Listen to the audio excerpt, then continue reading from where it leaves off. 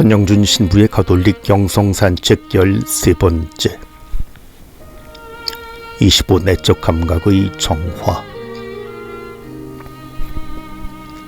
수덕 생활의 발전을 통해 완덕에 나아가기 위해서 외적 감각을 정화할 필요가 있었다면 다음으로 내적 감각도 정화할 필요가 있습니다.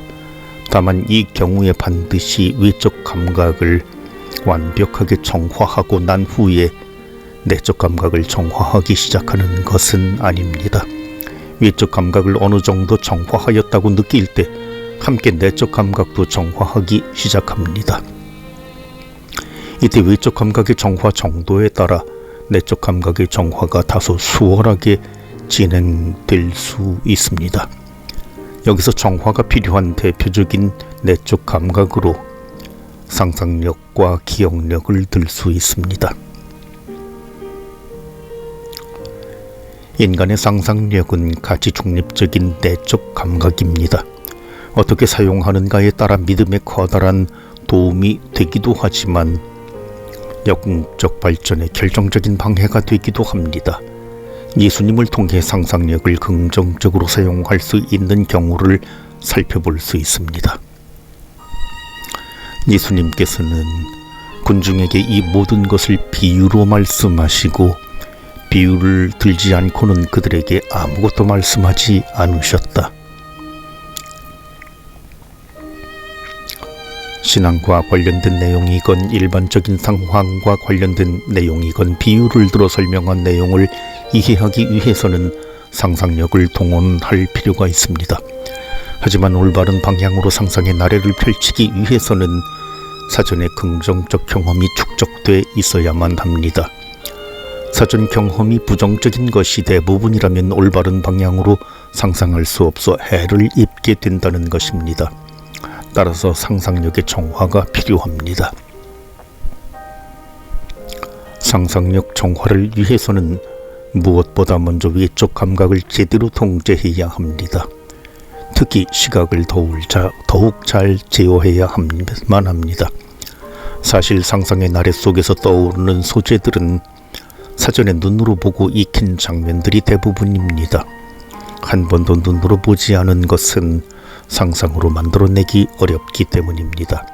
따라서 영적 발전에 도움이 되지 않는다고 판단되는 장면들은 가능한 보지 않는 것이 영적 여정의 발전에 도움이 됩니다. 책을 읽을 경우에도 마찬가지입니다.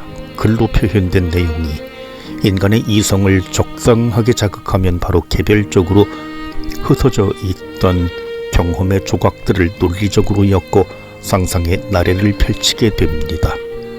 따라서 독서물을 선택할 때도 영적으로 도움이 되는 내용을 선택해야지 나쁜 영향을 주거나 죄에 떨어지는 방향으로 상상력을 자극하는 내용은 절대로 피해야 합니다. 다음으로 인간의 기억력도 정화할 필요가 있습니다. 인간은 싫든 좋든 간에 그동안 살아온 경험을 때로는 잊어버리기도 하지만 꾸준히 기억하기도 합니다. 이때 부정적인 경험에 대한 기억은 심리적으로도 좋지 않게 작용해 영적 발전에 해를 끼치게 됩니다. 지난날 지은 죄나 받았던 상처들을 계속 기억 속에 간직한다면 심적 외상 후 스트레스 장애를 앓듯이 부정적인 마음에 사로잡혀 영적 발전에 좋지 않은 결과를 가져올 수 있으므로 기억에서 지워버릴 필요가 있습니다. 반대로 신앙 안에서 하느님께 받은 은총의 체험이나 그리스도인이 주님 안에 두는 희망 등은 늘 기억 속에 간직하면서 되뇌려고 노력해야 합니다. 이러한 긍정적 체험을 기억하는 것은 영적 발전에 대단한 도움이 되기 때문입니다. 이렇게 외적 내적 감각을 효과적으로 정화하는 가운데 그리스도인은 마지막으로 감성과 지성 그리고 의지를 정화해야만 합니다. 감성적 욕구를 정화하지 못하면 유욕에 떨어질 수 있습니다. 지성을 정화하지 못하면 사랑으로 활성화되는 믿음의 빛으로 조명받지 못해 하느님께 나아가는 데 방해받게 됩니다. 이성을 지닌 인간에서만 있는 이성적 욕구라고 하는 의지를 정화하지 못하면 의지가 나약해지면서 하느님을 바라보지도 사랑하지도 않으면서 오로지 자기 자신만 사랑하게 됩니다. 결국 정화되어야 할 대상들은 상호 연관성을 지니면서 한 대상의 정화 결과가 다른 대상의 정화에도 영향을 끼치게 됩니다. 그러므로 그동안 가톨릭 교회가 신앙인들의 볼거리와 읽을 거리를 사전에 검열하거나 금지 목록을 작성했던 것은 어쩌면 시대착오적인 과도한 간섭이 아니라 신앙인의 영적 유익을 위한 최선의 조치였다고 볼 수 있습니다.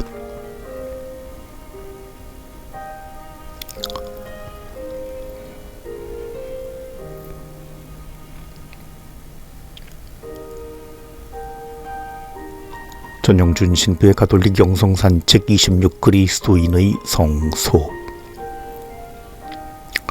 필자가 함께 시작한 영성산책은 어느덧 반년이 흘렀습니다. 그동안 이 글을 읽으면서도 수독 생활을 위해 이렇게 어렵사리 노력하지 않아도 그리스도인으로 사는 데엔 큰 지장이 없다고 생각하는 분이 여전히 있을 것입니다. 물론 그러한 견해가 완전히 틀린 생각은 아닙니다. 분명 예수님께서 가르쳐 주신 계명의 길만이라도 꾸준히 실천하며 살아간다면 최소한 멸망하지 않고 구원의 길 문턱에라도 도달할 수 있습니다. 하지만 그것만으로는 무엇인가 부족함을 느끼게 될 것입니다. 필자는 이 영성산책을 시작하면서 그리스도인은 단 한 명의 차별이나 낙오도 없이 모두 다 거룩해지고 완전해지도록 하느님의 부르심을 받았다고 이야기했습니다. 즉 단순히 가까스로 구원받는 데에만 관심을 갖는 것이 아니라 보다 더 높은 단계에 다다르면서 구원의 완전성에 도달하려고 노력하면은 권면의 길에 관심을 가져야 한다는 것입니다. 따라서 그리스도인은 권면의 길을 통해 영적 여정을 걸어가야 합니다. 때로는 최선을 다해 영적 여정을 걸어갔음에도 불구하고 여전히 계명의 길에 남겨져 있을 수도 있습니다.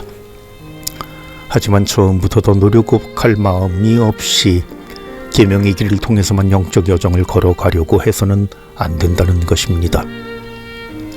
영원한 생명을 얻기 위해서는 어떤 선한 일을 해야 하는지 묻던 부자 청년에게 예수님께서는 처음에는 10계명에 포함된 계명들을 언급하면서 계명의 길을 권고하셨습니다. 그러나 계명의 길을 잘 걷고 있다고 자신하는 부자 청년에게 부족한 점을 발견하신 예수님께서는 계속해서 애덕을 실천하라는 권면의 길을 권고하셨습니다. 재산이 너무 많았던 부자 청년은 이내 시무룩해하며 집으로 돌아갔습니다.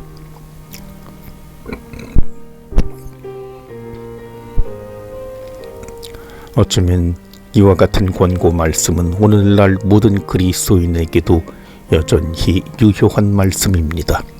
성경 말씀 안에는 그리스도인에게 최선을 다해야 한다는 권고의 말씀만 있을 뿐이지 어려울 것 같으면 다소 쉬운 길로 돌아가도 된다는 식으로 권고하는 경우는 어디에도 없습니다. 더군다나 하느님의 부르심에 이 의의를 제기하거나 임무를 거부하고 쉽게 돌아가려는 잔꾀는 절대로 통할 리 없다는 것입니다. 모세는 자신을 부르시는 하느님께 자신이 무엇이기에 파라오 왕과 이스라엘 자손을 설득할 수 있겠느냐라며 머뭇거렸지만 하느님께서는 모세에게 항상 함께해야 할 것이니 있는 나가 보냈다고 하면 된다고 말씀하셨습니다. 예레미야는 하느님의 부르심을 듣게 되자 아이라서 말할 줄 모른다고 핑계를 댔지만 하느님께서는 예레미야에게 함께하면서 구원해 주실 것이고 입에 당신의 말씀을 담아 주시겠다고 말씀하셨습니다. 또한 예수님을 따르겠다고 나섰던 몇몇 사람이 예수님께 먼저 집에 가서 아버지의 장사를 지내거나 가족 가족들에게 작별 인사를 할 수 있게 해달라고 청하자 예수님께서는 그들에게 죽은 이의 일은 죽은 이에게 맡기고 더 이상 뒤를 돌아보지 말고 하느님 나라에 합당한 자가 되어 하느님 나라를 알리는 데에 최선을 다할 것을 권고하셨습니다. 따라서 당신을 따르라는 예수님의 부르심에 즉시 응답한 제자들은 칭찬받아 마땅합니다. 베드로와 안드레아는 곧바로 그물을 버리고 예수님을 따랐으며 야고보와 요한도 곧바로 배와 아버지를 버려두고 예수님을 따랐습니다. 심지어 마테오는 세관에서 일하다 말고 즉시 예수님을 따랐습니다. 이렇게 그리스도인에게는 하느님을 향해 나아가는 데에 애들로 돌아가는 쉬운 길이 없습니다. 늘 최선을 다하여 최상의 단계에 도달하려고 노력하는 길만이 눈앞에 놓여 있을 뿐입니다. 또한 예수님의 부르심에 인간적인 셈을 하느라 머뭇거릴 수 없습니다. 최고로 어려우면서도 최상의 선을 보장해 주시는 예수님의 부르심에 곧바로 세상 일을 내려놓고 따라 나서야 합니다. 그러므로 우리는 모든 그리스도인이 거룩해지고 완전해지도록 하느님께 불렸다는 사실을 다시 한 번 더 꼭 기억해야 합니다.